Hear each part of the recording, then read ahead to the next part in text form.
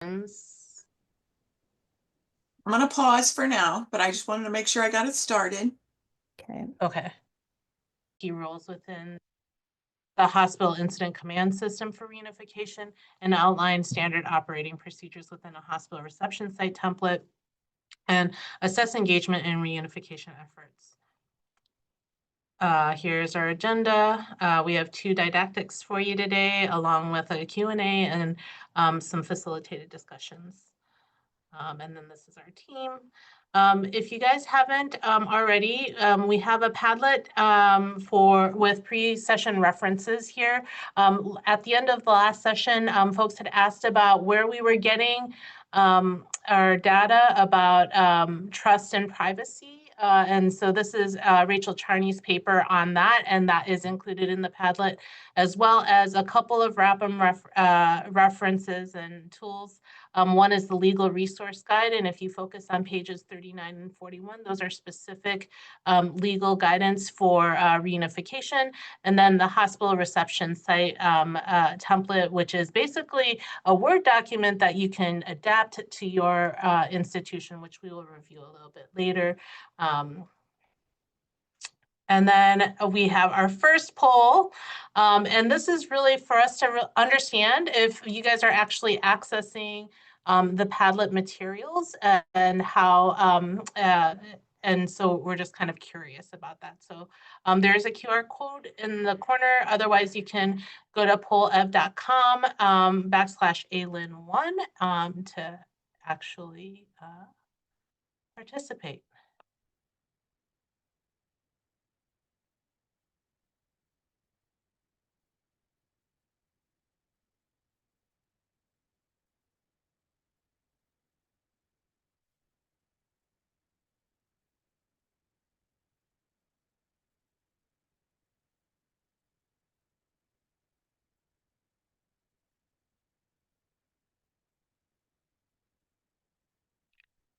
Great. It is. Oh, we're still moving.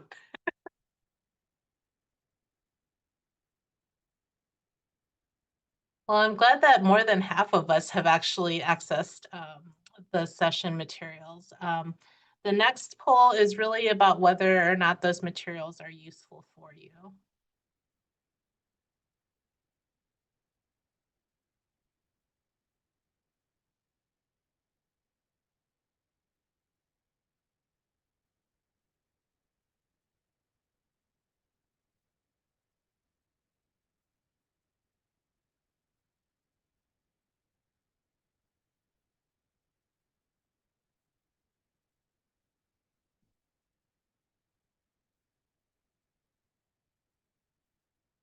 Okay.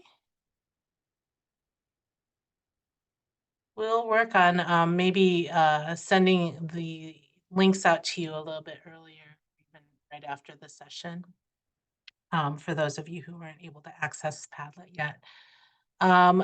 Just kind of in review, we had Brittany Blazer, who spoke to us about building an effective reunification team, and then talked a little bit about SMART goals with respect to planning, and then activation and communication and information sharing in our previous sessions. And without further ado, I would like to introduce Regina Yaski, who has graciously accepted to tell us her story at Rainbow Babies about leadership and organization for reunification.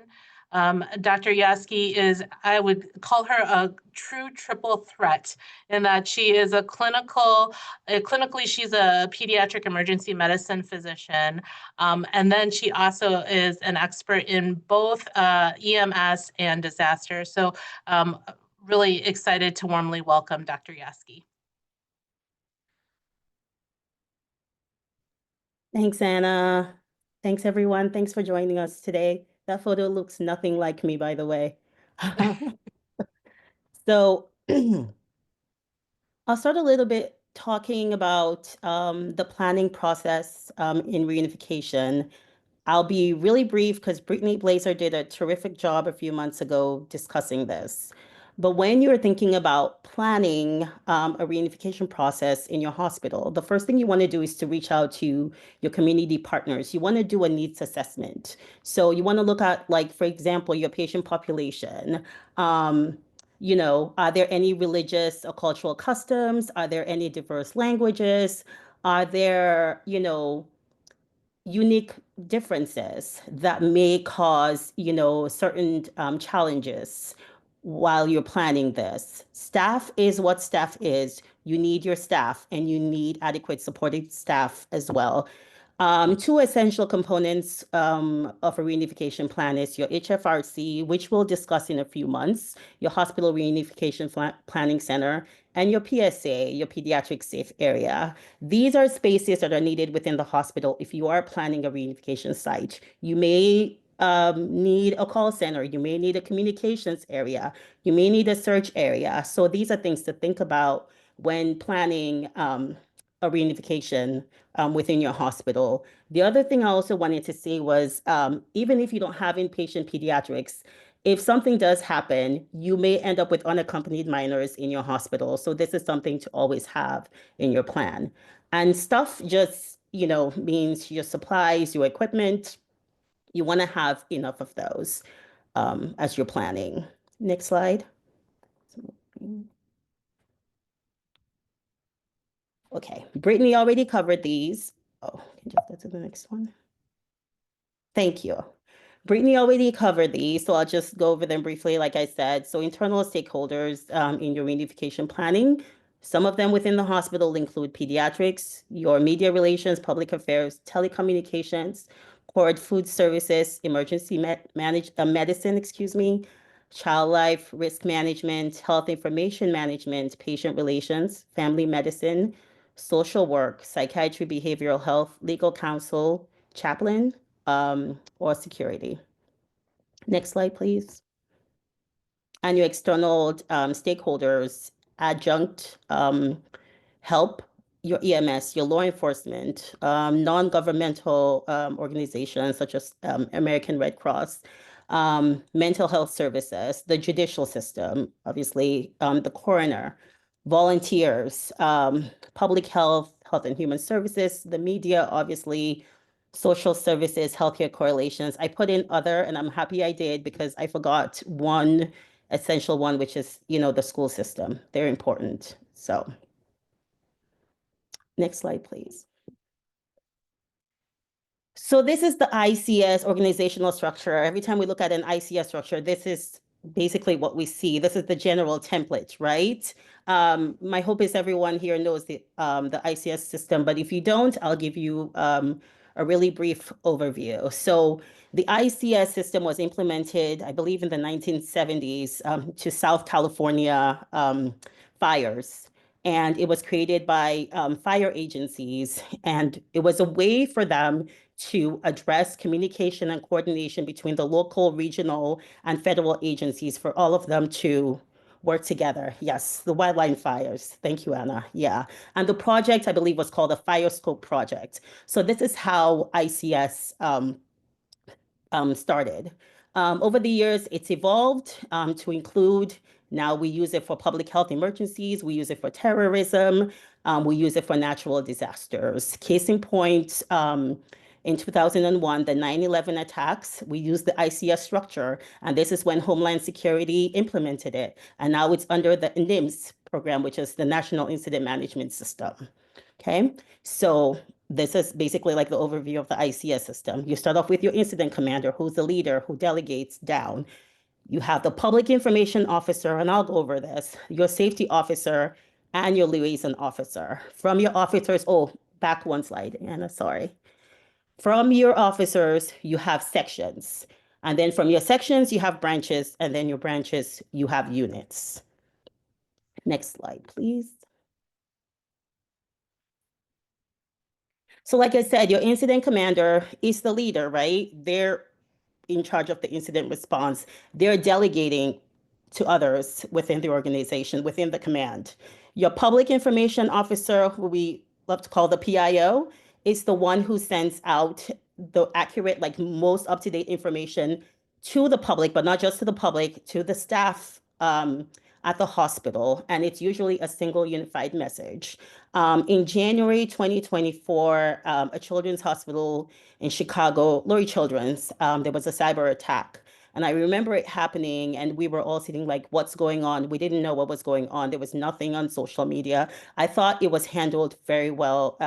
Their ICS did a terrific job. Their PIO did a terrific job. And then close to 24 hours later, we received a message from X, from Instagram, from Facebook, and it was a single unified message stating what had happened. And then they told us that they would be releasing information to us, more information eventually. And this is how they did it. And this is how they did it as well, from what I understand with the staff. So that's how it should be done. It was well done.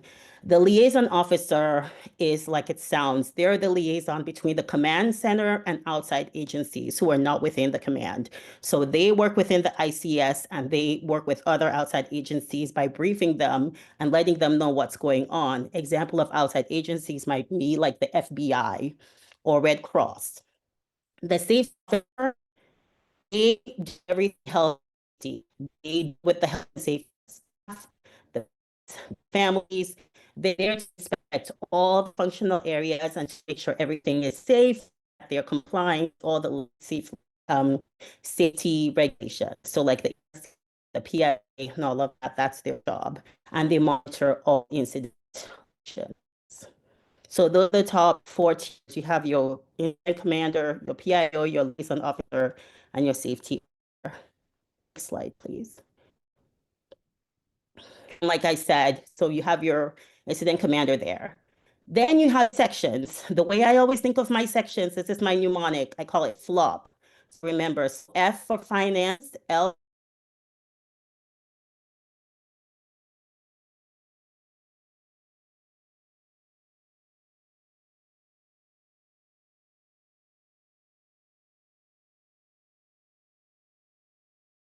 the getters. They're the ones who are providing resources, they're providing the services, they're providing supplies. They are the getters. And then you have the planning section, like it sounds, they're the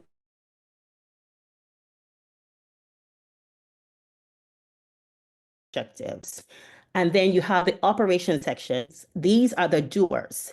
They're the ones who are going out there and making sure that these resources are going where they need to be, and they're carrying out the plan. So they're the doers. Next slide, please. Okay. So where does reunification fit into all of this? If you are to take anything from this talk, is to know how HICS is activated in your hospital and how your reunification plan fits into your emergency operation plan and HICS. For instance, so I work at Rainbow Babies and Children's, and our plan is as follows. So if there's like an MCI, a mass casualty event, then the next thing is there going to be a significant number of patients? If there is, we're expecting a significant number of patients and it's yes, then we activate the emergency operation plan, we activate the hospital incident command system. Once that is activated, we would activate what we call the family reunification plan. When we do that, this is why we talk about space. And that was also something that we had to work on in our hospital to get space. Once you do that, you want to establish a call center. And now this is all hospital dependent, but this is what we do at our institution. You would establish a call center. You would establish the HFRC, which is the Hospital Family Reunification Center. This is where families would go to inquire and ask questions about their loved ones. You would establish the PSA, which is the Pediatric Safe Area, which is where the well children would be, the unaccompanied minors. And then you could also establish a communication area. Depends on what your plan is in your hospital. You can also have, like, some hospitals have a surge area as well. But this is how we activate our system. So when you go back to your institutions, you want to know where your reunification plan fits into your EOP, which is your emergency operations plan, and your HICS, your hospital incident system plan. Okay. So a member of staff is assigned the overall responsibility of the branch. Remember, I talked about branches. And that branch is the Family Reunification branch. The Family Reunification branch is housed within the operations section. I talked about the operations section. These are the doers. They're the ones who have the resources and they're doing stuff. So the Reunification branch is within the operations section, and the leader of the Reunification branch is the Family Reunification branch director. At our institution, it's the chief nursing officer.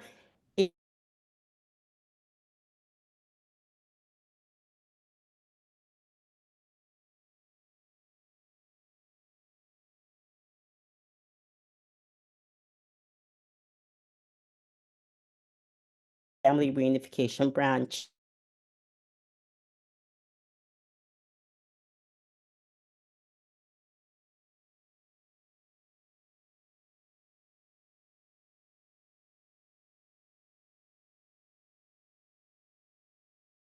Patient tracking and unit identification leader.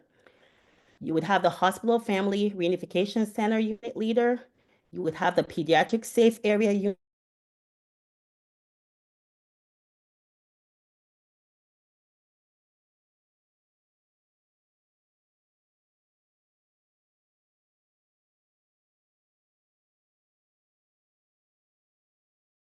Have a chart where I show this. Next slide, please. Okay, so you have your incident commander, like I said. You have your sections there, and under your sections, your operations section is housed the reunification branch. Next slide, please. And under the reunification branch, you have the family reunification branch director. And under this family reunification branch director, excuse me, you would have the unit leaders for all of these different sections.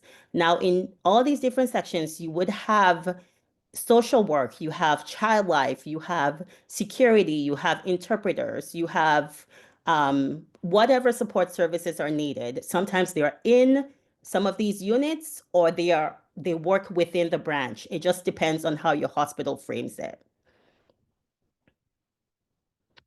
Next slide, please. Okay. They also would need, the branch director also needs liaisons to work with outside agencies, and this is something to think about. And let me add one more thing. If you can go back to the last slide, Anna, I wanted to add one more thing, because this is something we just created. When you have the ICS, when you activate the ICS, you're not going to have the same people each time in the ICS, right? Because staff change all the time. So what we created just-in-time training sheets. If you don't have those are something to think about. If you have unit leaders who are coming in, so let's say, for example, your HFRC unit leader is a leader in social work, a social work leader, or your PSA unit leader is a leader in child life. We have just-in-time training sheets for them where they can come in and it gives them like a step-by-step of their roles and responsibilities. We have it for all of these unit leaders, including your reunification branch director. We have just-in-time training sheets for all of them. So those are just good things to have, I think, to have within your plan. Thank you, Anna. Next slide. Okay. So you may need liaisons to work with outside agencies. For example, your healthcare correlations, they work with situational awareness. They may also help with like communications with your public health agencies and other healthcare institutions. Public health services, of course, schools help a ton with reunification. They may help you identify the children. If you're strapped for staff, these are people who are already vetted, so they can actually help you in the PSA area to watch the children until they're reunited with their family members. They can help you vet the legal, then let you know who the legal guardians are. American Red Cross and National Center for Missing and Exploited Children are also very helpful because you can notify them. These are federal agencies, especially the NC MEC. You can notify them. You can share information with them to help identify these children. And also wanted to add that the branch operations, I talked about this earlier, but some of the things to think about: social work, child life, chaplain, interpreters. security, law enforcement. You definitely need security at all of these sites. And obviously legal counsel. These are all support systems that you would need within the branch operations. Like I said, every system is different, but these, like, this is the takeaway. These are like the basic things that you would need within your ICS to have a successful reunification plan and to activate a successful reunification plan.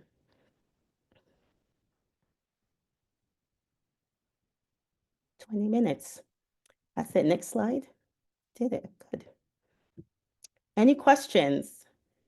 Thank you.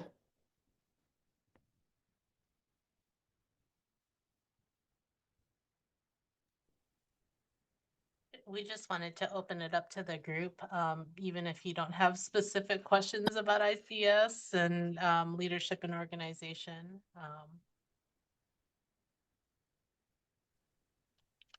This is Rachel Mazzara from Cardinal Glennon Children's Hospital. Thank you so much for the presentation. That was a really refreshing view on ICS that I haven't seen in a while. And I'm an emergency manager, so I get inundated with ICS lectures frequently. I know that we're talking about reunification today, but I was just curious if you wouldn't mind sharing some of the other branches that you use that structure for. So you had the reunification branch.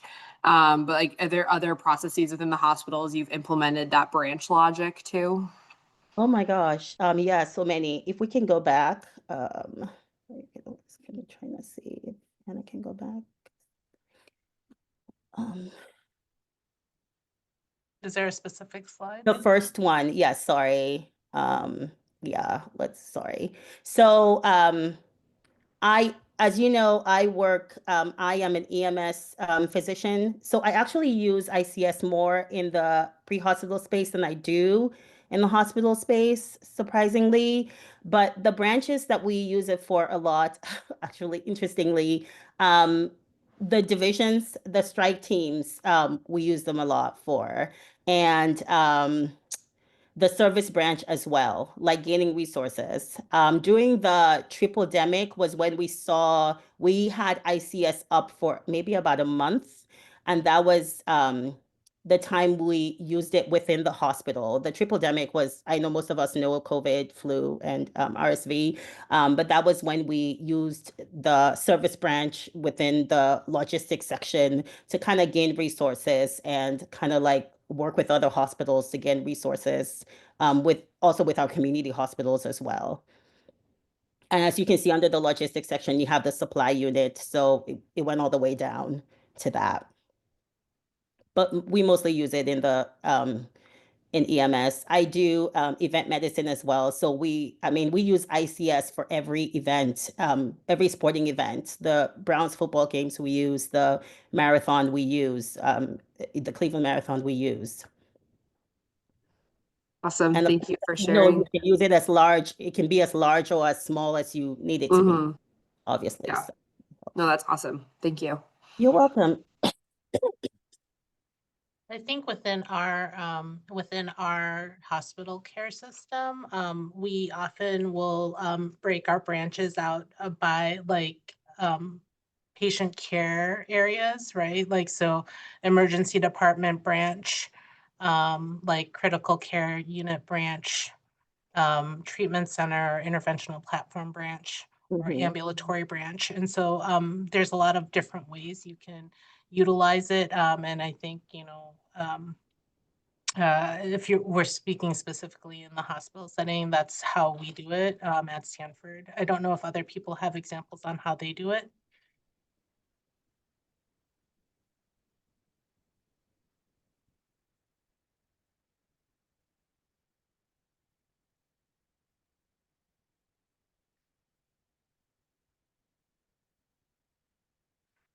Okay.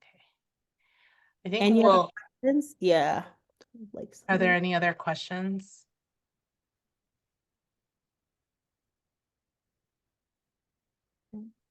I see Sarita has written that in terms of information sharing. The American Red Cross, yeah. Only to your local public health agencies, yeah.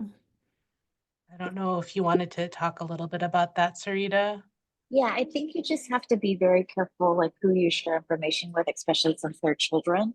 And Mhm. so it, you know, definitely your hospital should work with your public health and just your communities on what the expectation is, because a lot of communities contract out to the American Red Cross to help with reunification.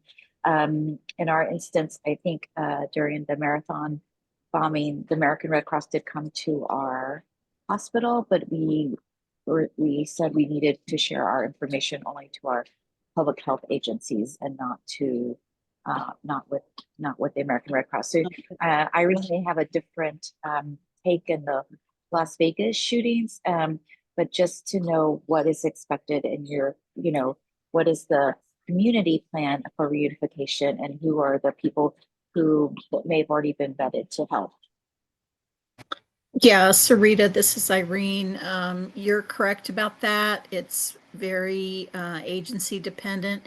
What is really helpful was really helpful to us is activating the VOAD, volunteer organizations active in disaster, of which Red Cross is a part.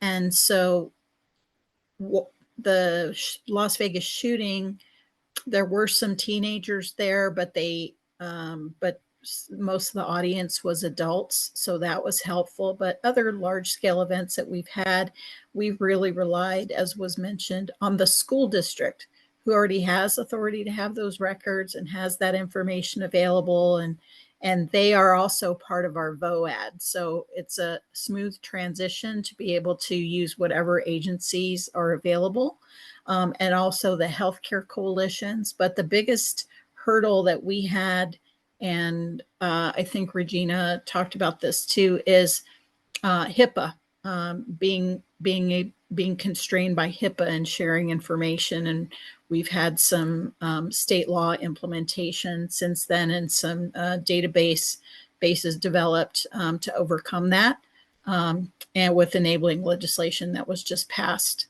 to be able to share victim and patient information much easier than we did, because it was very, very restrictive at the time of our shooting. Thanks. Thank you.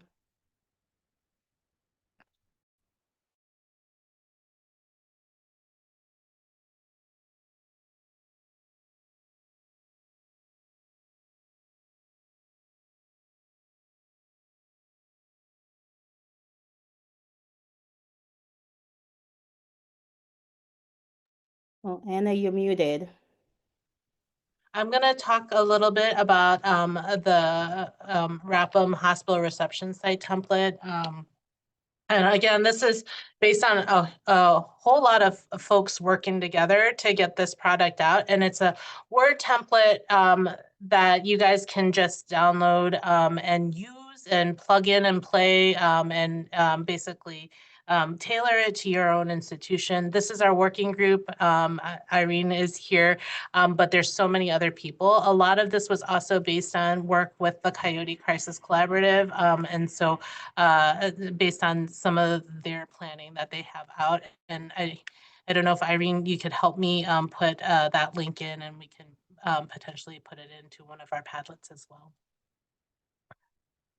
Just taking a moment to step back and talk about family assistance. So family assistance takes lots of different forms. It allows families and friends to gather and receive information about disaster victims. It reunifies separated family members, including unaccompanied minors. It facilitates information sharing to support reunification, and that provides for death notifications as victims are identified. Additionally, we want to protect our families from media inquiries and curiosity seekers, and then referral of families to long-term services. Now, the hospital may not function in all of these capacities for family assistance, but just wanting to let folks know, when we take a step backwards, this is a big thing, right? It's not just a hospital facility issue. When this template was written, there were a few planning assumptions. So definitely your hospital will actually need to plan for an influx of patients, either calling or self-reporting to the facility. And our planning assumption is that there will be about 8 to 10 family members or loved ones searching for disaster victims who may or may not be at your hospital. The other assumption is that they will have very high expectations regarding the accurate, timely information, and they would want to have regular updates. And then this includes the identification of deceased or the return of loved ones and their belongings as well. Hospitals may not actually be able to meet these expectations that these family members have. Especially due to forensic issues which take time or even resource shortages. And coordination among the responding agencies about family members, missing persons, and patient tracking will be necessary. It may take some time. Additional points that we wanted to really address is that each incident and when there is reunification that is required, there is going to be ambiguity, and that's always really, really challenging. There has to be clear communications and expectation setting, in addition as to a way to direct the public as to where to go for information or resources. And then really kind of mental health and spiritual care resources, which have underlied all of the things that we talk about, not just within reunification, but within disaster management and response in general. And then support for our frontline healthcare workers and consideration for patient privacy really needs to be considered. I know that Dr. Yeske went through this quite thoroughly, and I just wanted to share with you that this is an incident command chart that we have in the template that you can actually just plug and play. And again, you can use it or not based on how your institution is doing. And then here's the hospital specific one. And then in it, they also have things about we have like workflows for activation processes.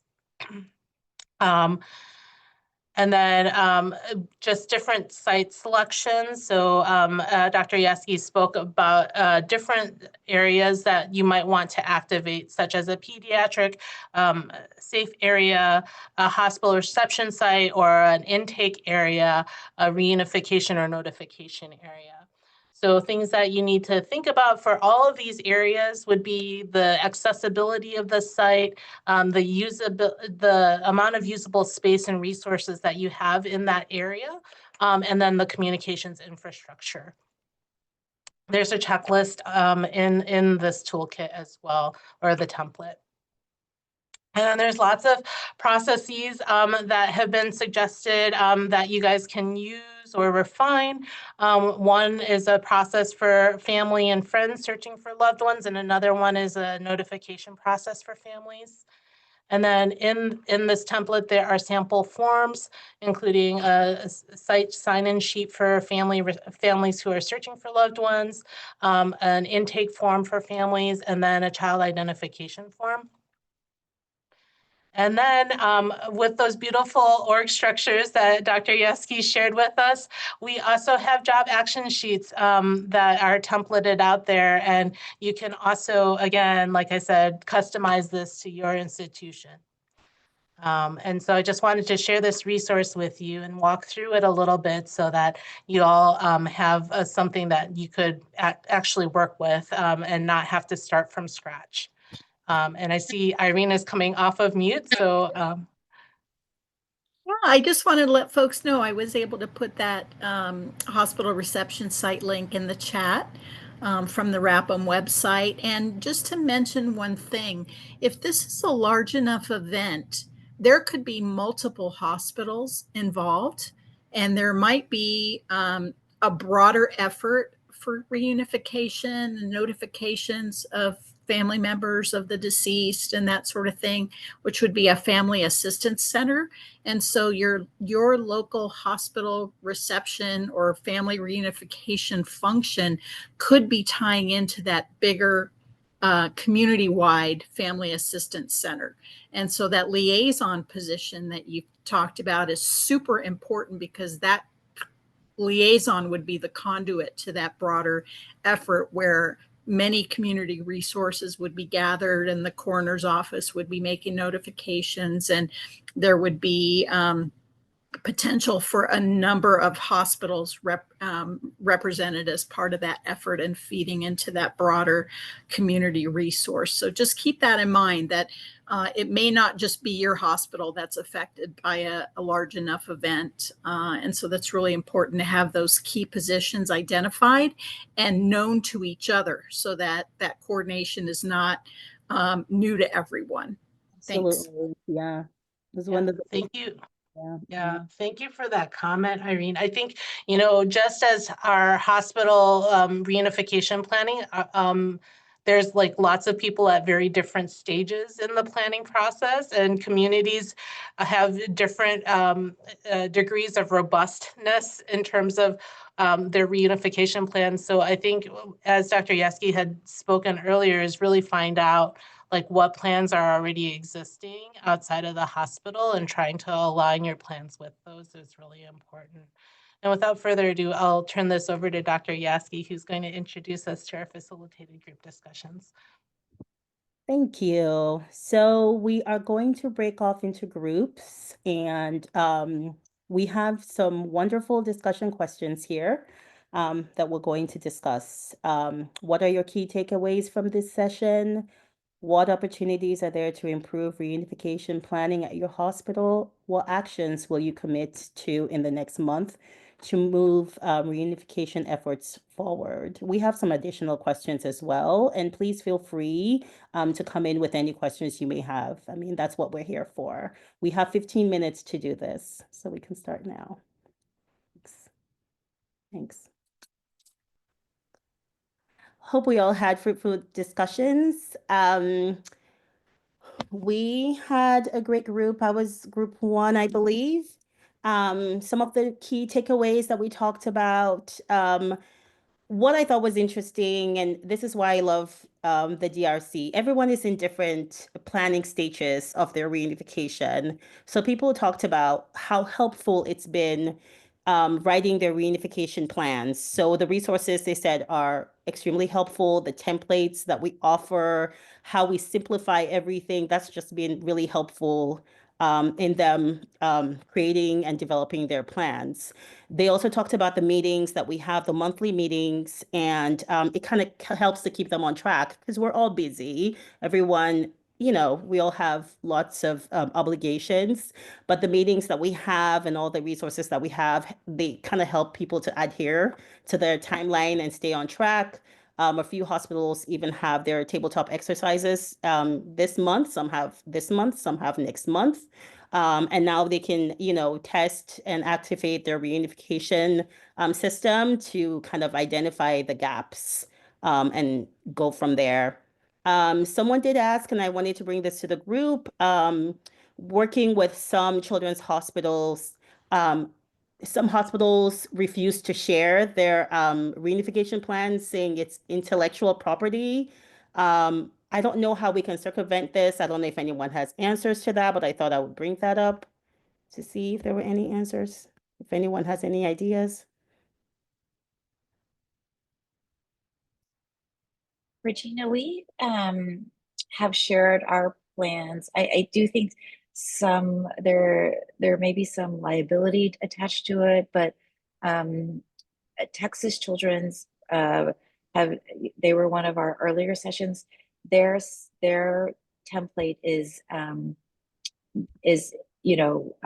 highly publicized. So I think there are examples of plans. The whole purpose of this collaboration, though, is if you want to share your plan and just really have other people kind of give input. I think that's the whole purpose of this collaboration too. But I can understand some people are a little wary because no plan is perfect, right? So, Right. and we just have to come into that assumption is no plan's perfect. You might have a better plan for staffing.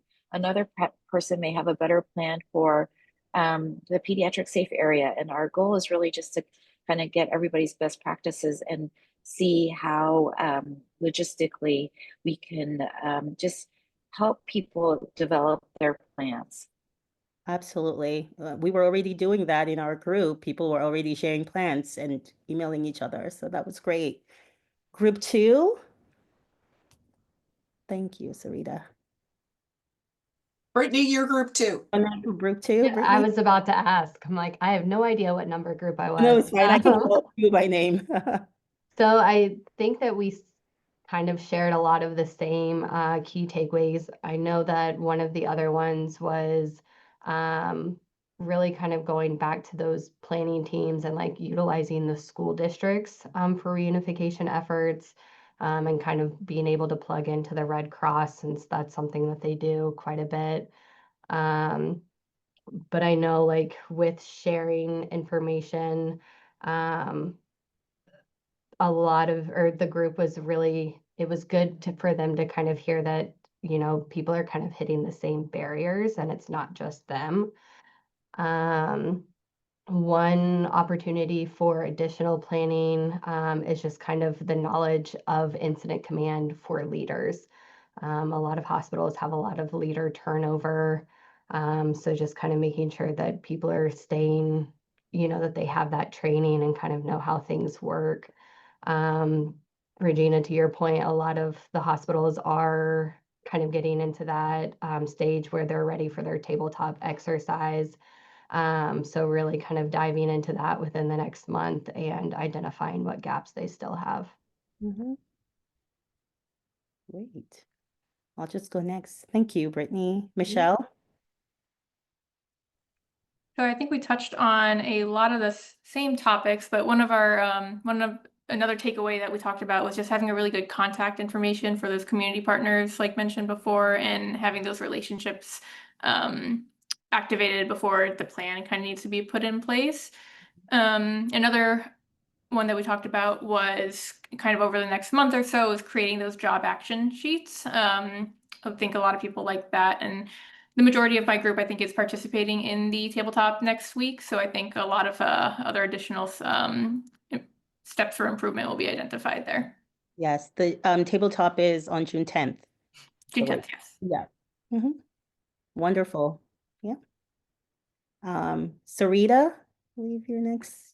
Yeah, no, we had a great group. I think, though, and this is good feedback for us, is that sometimes this information can be overwhelming. There's a lot of information. And so really,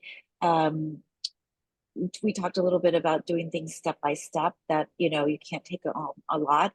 But once some members in our group found that once they're doing a deeper dive, they realize they need more people. And then so at a time when staff is already stretched, where are you going to find the extra people, or, you know, Absolutely. making new partnerships and new communication. And then I think, as mentioned in other groups, I think the tabletop is something that they're, you know, looking apprehensively towards, to make sure that you know, they know there's going to be a lot of gaps, but you know, it's all, I think it's like we really just wanted to emphasize the step by step and understanding there are different stages in your reunification plan. And if you're an institution that's just starting, I mean, that's great. I mean, we want you to start, and so it's more important for us to keep going through this process and really trying to help you and understand what your challenges are, so we can talk about it as a community. So, Anna, any additional words? Well said. Yeah.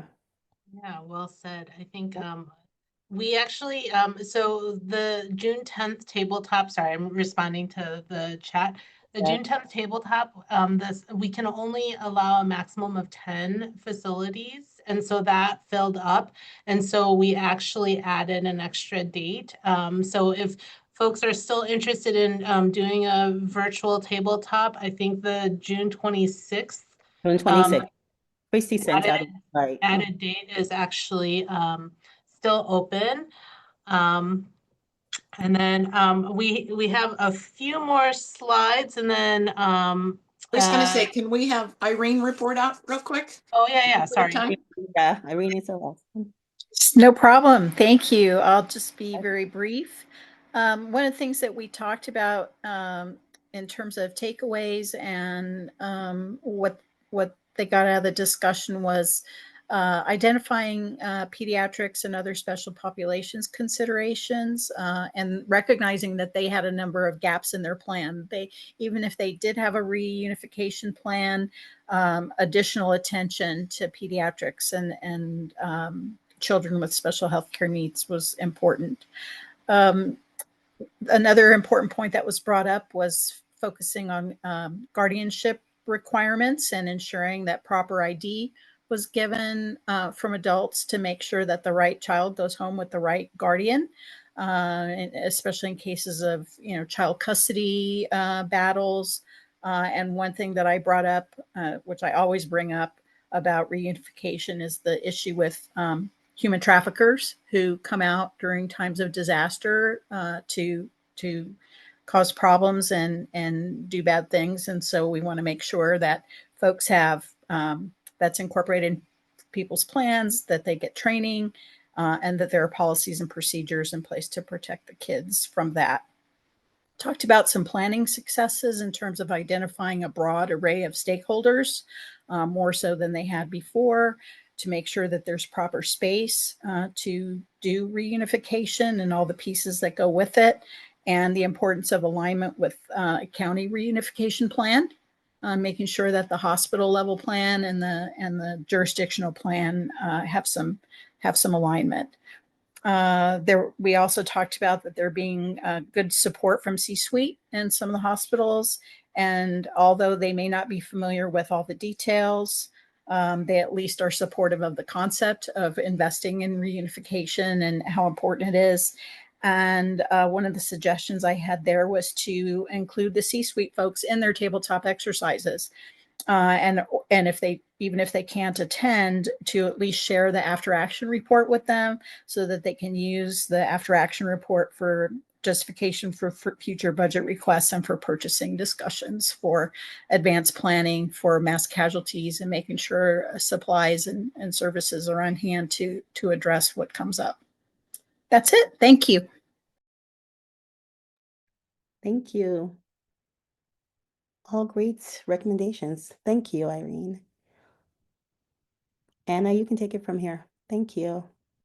Okay, I think we just have one more slide, or we have one more slide specific to reunification. And it's this one. We are looking for people who want to share their experiences with us. And so this is, if you guys are willing to share, and it can be challenges that you might want to bring to the larger group, or something that you're really proud of in terms of reunification planning, or if you've undergone some, if you've done the virtual tabletop exercise, or have done tabletop, non-virtual tabletop exercise, actual tabletop exercises within your institution on pediatric reunification, we'd love to hear from you. So this QR code will take you to a forms, and I think it will be really helpful because we'd like to highlight all the good work that you guys are doing in the coming months, and to share kind of your experiences so that we can all learn from each other.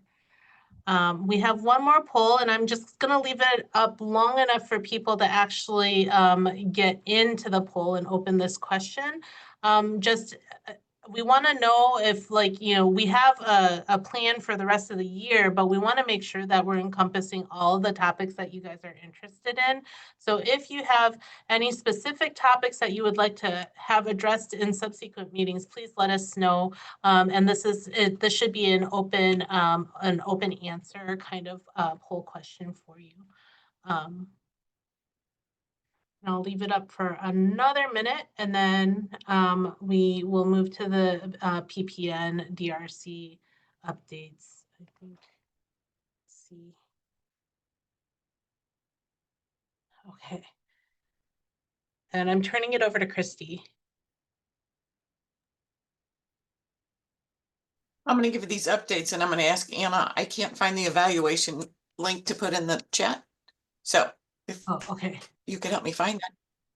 I will work on So it. DRC updates that Laura usually gives that I'm gonna substitute today for. So the PDPAC registration is still open. If you haven't completed your registration, please do so. We're looking forward to that data. If you're still interested in taking the PDPAC and you haven't registered, go ahead and email dncppn@austin.utexas.edu and they will get you the information so you can participate in that. Available the next virtual tabletop exercises. So pediatric surge is this week.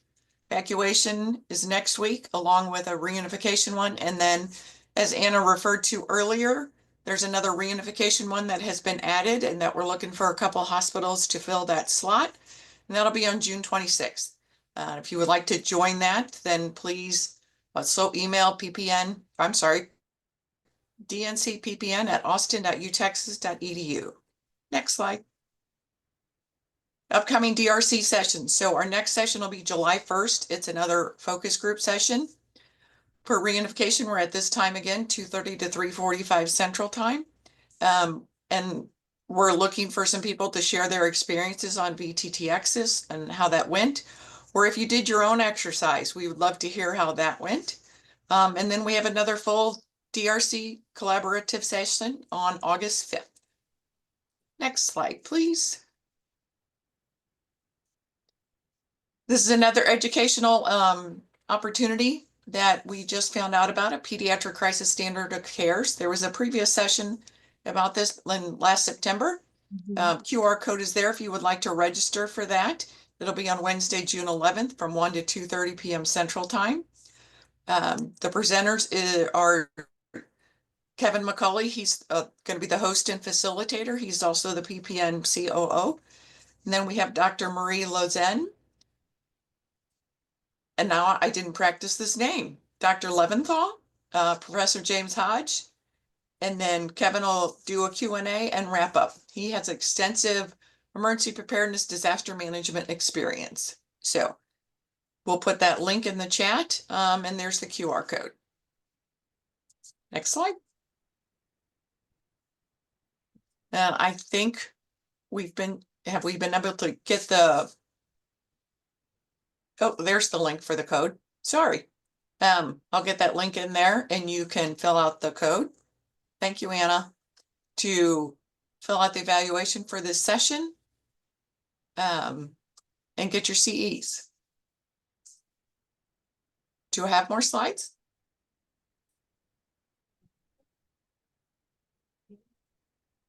This is a session evaluation. Please do complete the session evaluation. We actually really value your feedback about how each of these sessions is going, because it helps inform us where we can focus our attention on and how we can improve.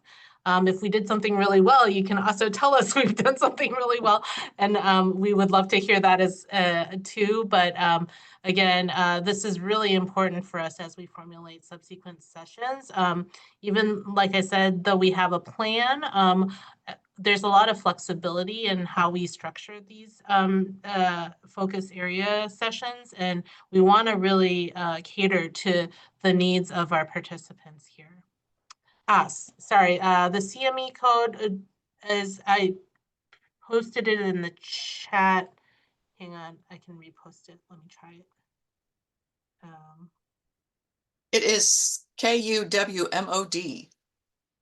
Yeah, KUW. And again, thank you again for coming and sharing your time with us, and also sharing your insights and the large group discussions and small group discussions. We really, like I said, we wouldn't be here without you, and we love learning from each other here in this collaborative.